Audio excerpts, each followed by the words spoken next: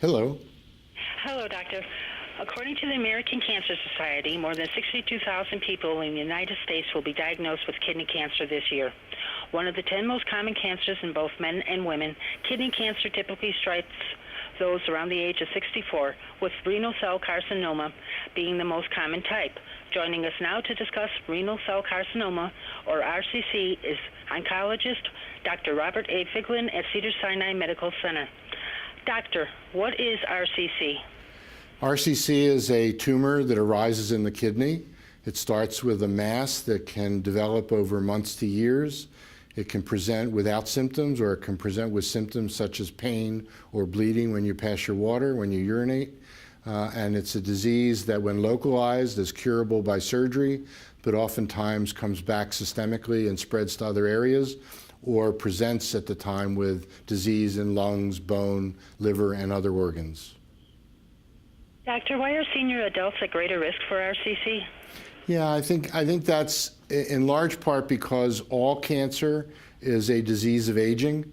The frequency of cancer in our country is going up, as it is around the world, in large part because we have an aging population. That aging population has an increased incidence of many cancers, kidney cancer being one. So it's not a cancer that specifically strikes at a certain age, but is more associated with the fact that people are living longer. What are some risk factors for RCC?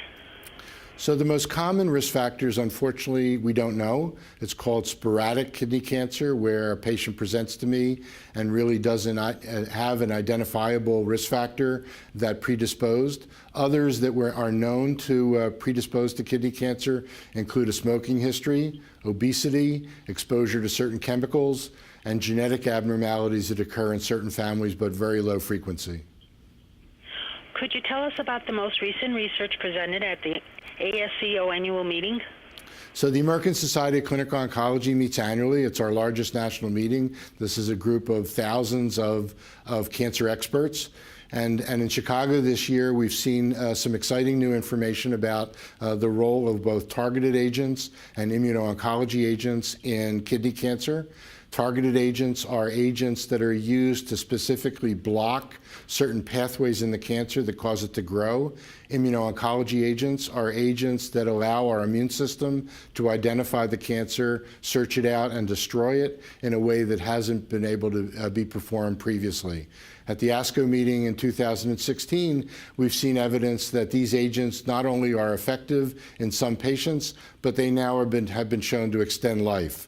And that's a very important thing for patients, because obviously when we go into a room and talk to the patient and their family, they'd like to know, am I going to live longer with the treatments that you give? And the answer that we can share with them now is unequivocally yes. Doctor, is there anything else you'd like older adults to know about the risks for RCC? Well, I think that the important thing is to recognize that treatment for kidney cancer is a balance between risk and benefit. One needs to be aware that in addition to improving one's length of life, one has to balance that by the side effects and the symptoms that the treatments could cause. And generally, my recommendations to patients are that they seek out the most experienced people in their community that have experience treating kidney cancer using these types of agents at a comprehensive cancer center, or people that have great experience over their careers to offer this treatment to the patients. Where can our viewers go for more information? Probably the best place for more information currently is go to the American Society of Clinical Oncology website, or the advocacy groups or the cancer centers in your community, and they almost all have information about many different varieties of cancer, but certainly kidney cancer. I'd like to thank you for taking the time today to talk to me about renal cell carcinoma. Have a great day. Thank you so much.